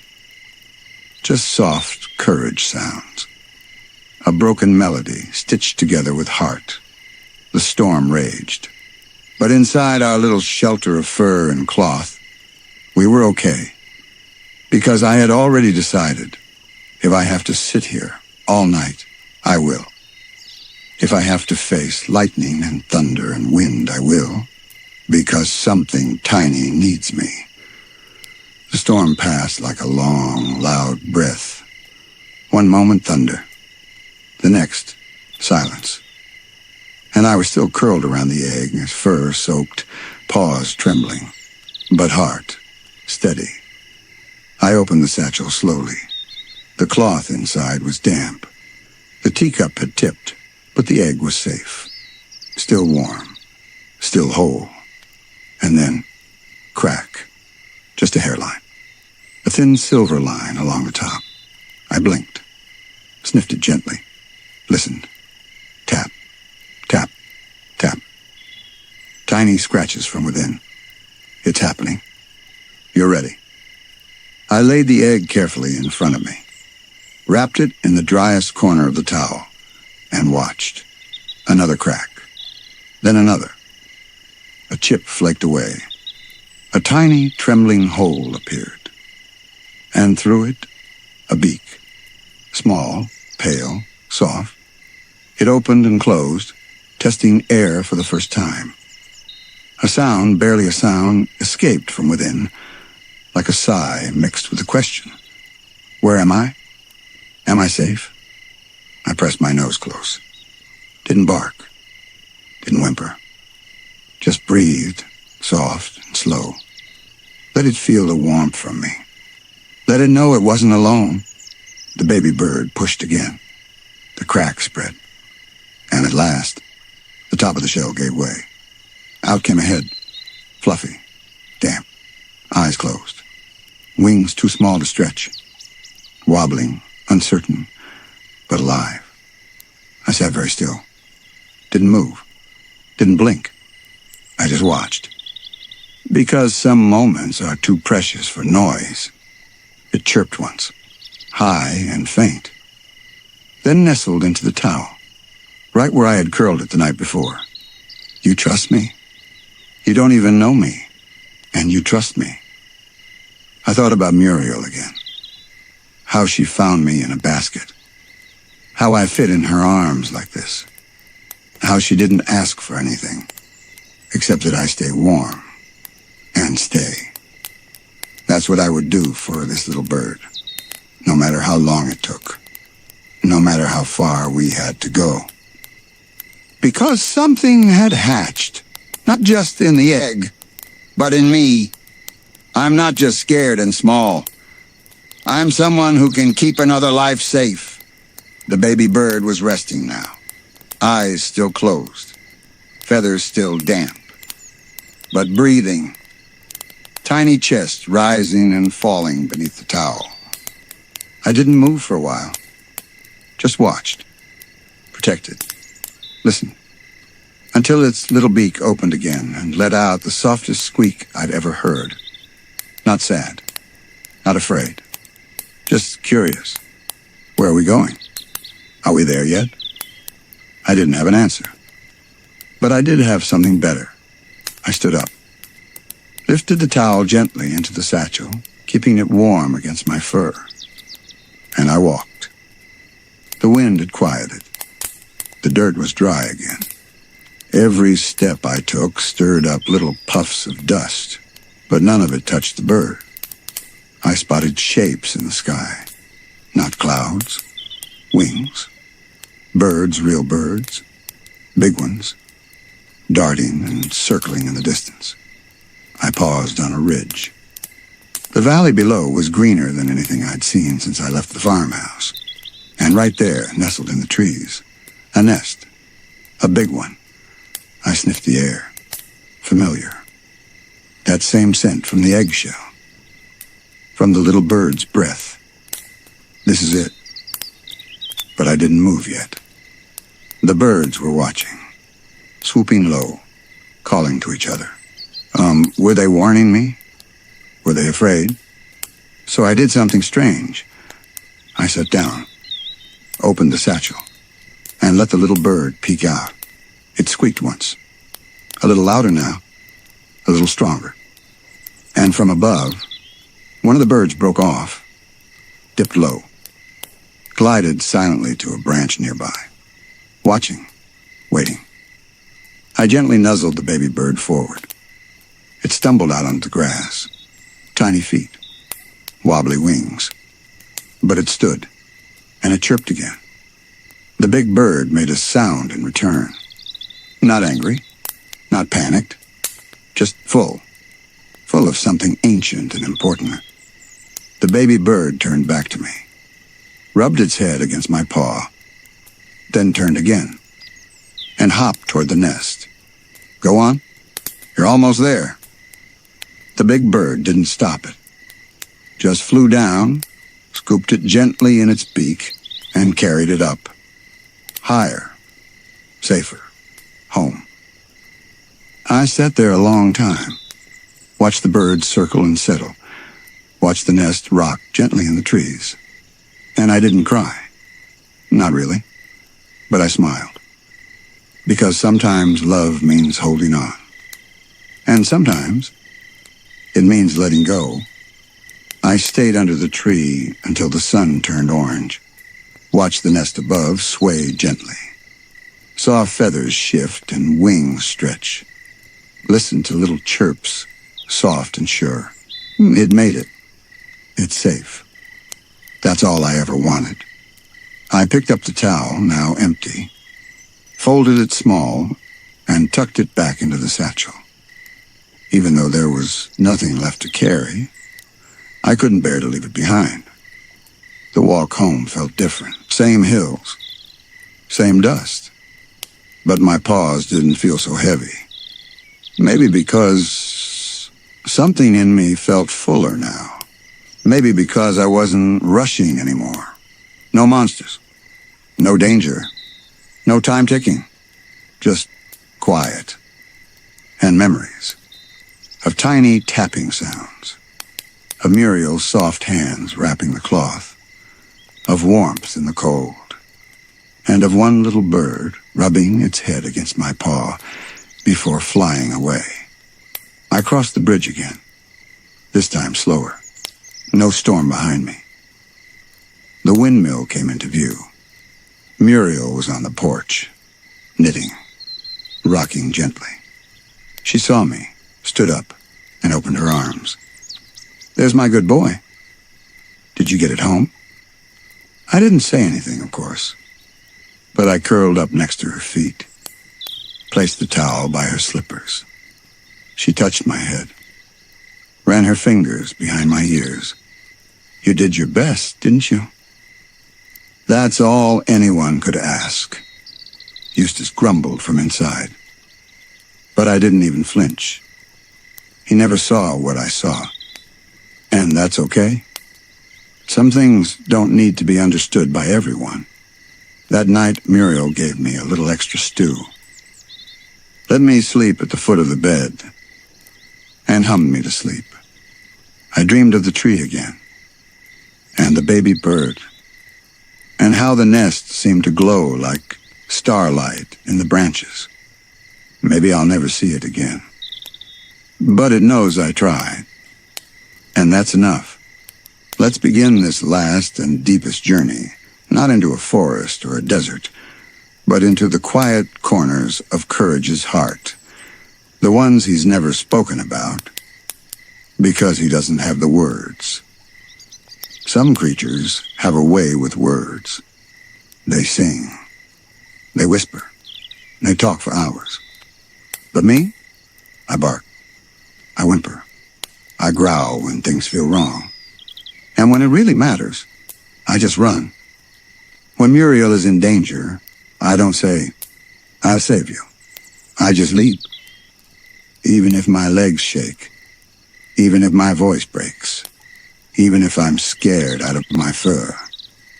When Eustace is angry, I don't yell back. I just stare at the floor. Try to fix what I can. Hope that maybe this time he won't call me stupid. And when he's hurt, really hurt, I still sit beside him. Because that's what love looks like, even when it's not returned. I remember once, there was a monster outside, one of the big ones, growling, dripping, crawling closer. Muriel stood behind me. She didn't ask for help, but I didn't need her to. I ran out the door, screamed louder than I ever had, waved my arms, made myself bigger than I was.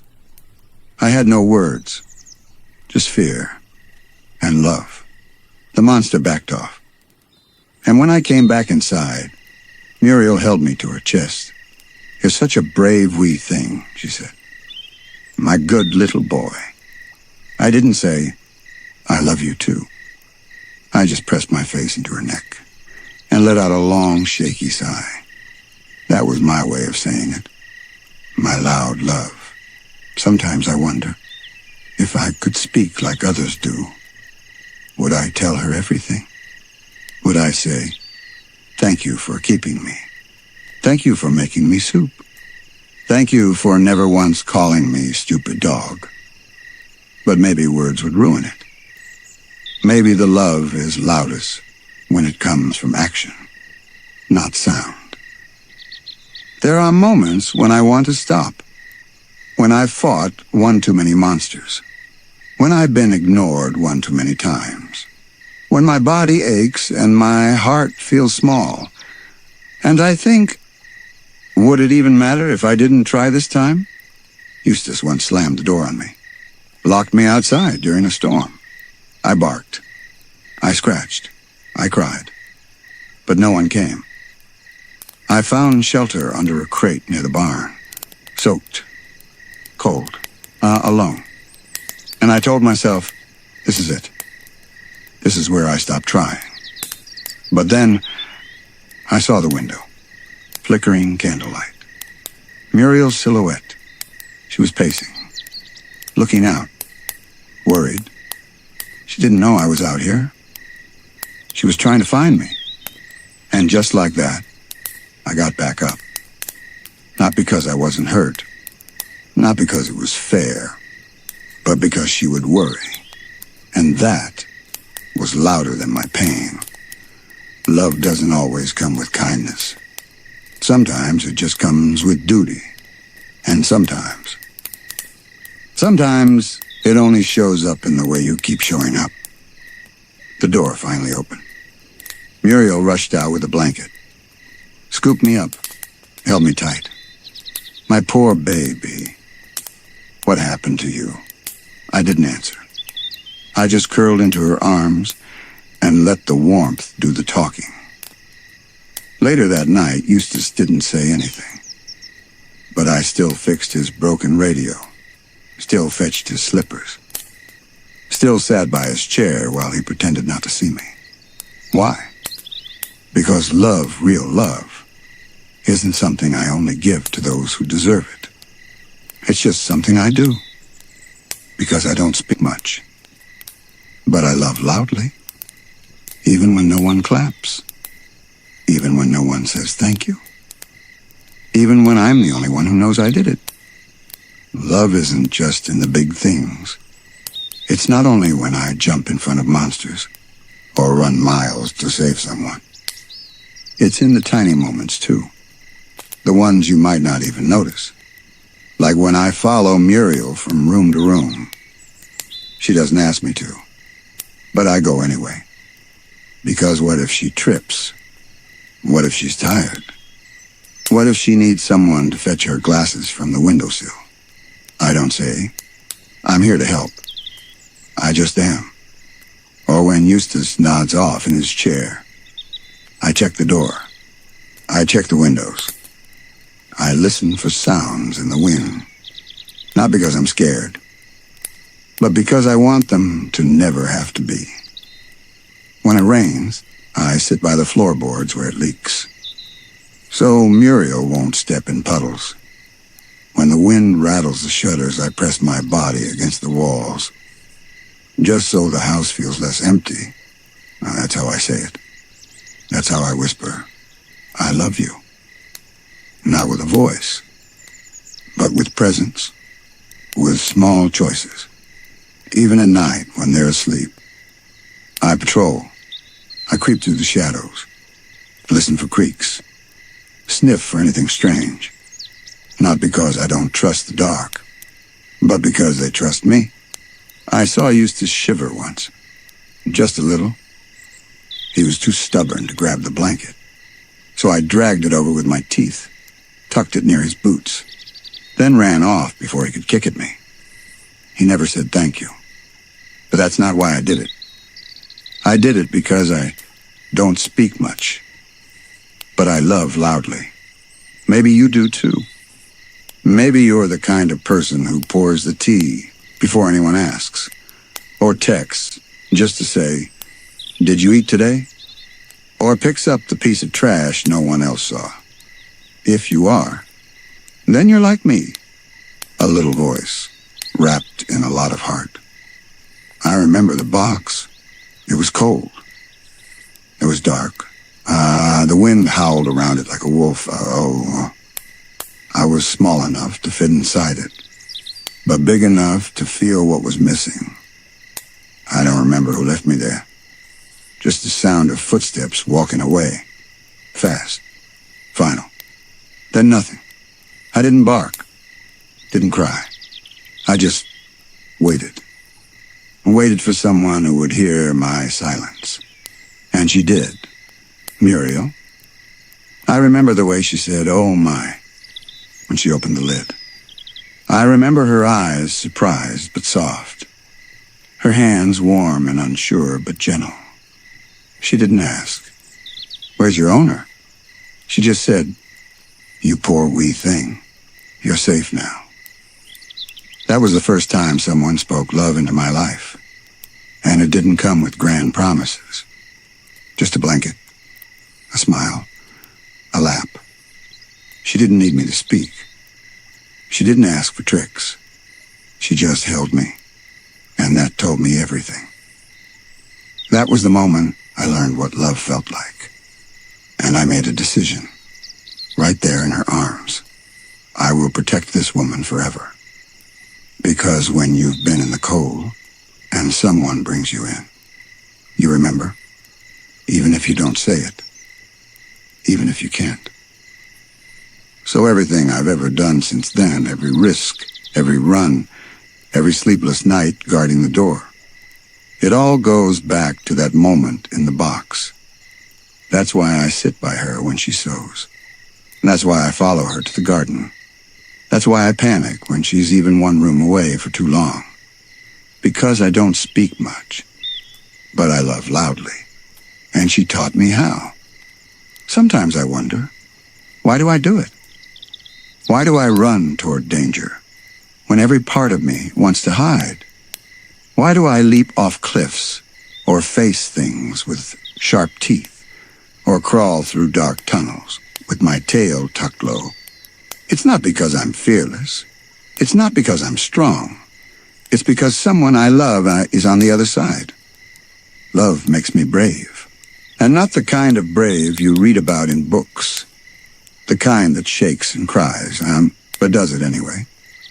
I've been through haunted hotels, through labs and space and portals to nowhere. I've faced shadows with too many arms, eyes that blinked wrong, teeth that didn't stop. And every time I wanted to run, but every time I thought of her. Muriel, her laugh, her songs in the kitchen, the way she holds my paw when the wind howls at night. I think of Eustace, too. Yes, even him. Even when he's mean. Even when he calls me names. Because deep down, he's part of the home I protect. And I protect what I love. So when the monsters come, I don't say, "You shall not pass." I don't give speeches. I just growl and run. And hope my legs don't give out before I reach them. Because I don't speak much. But I love loudly. And that love, it's louder than fear. Louder than growls. Louder than any nightmare that slithers under the bed. I once crossed an entire dreamscape just to save Muriel's smile. The monsters there whispered my name, taunted me with every doubt I ever had. But I kept going. Because love is the voice in the silence, the flashlight in the fog, the paw print in the dark that says, "Keep going, you're not alone." I've never said I love you. Not once. Not because I didn't want to, but because I didn't have the words. So I showed it instead.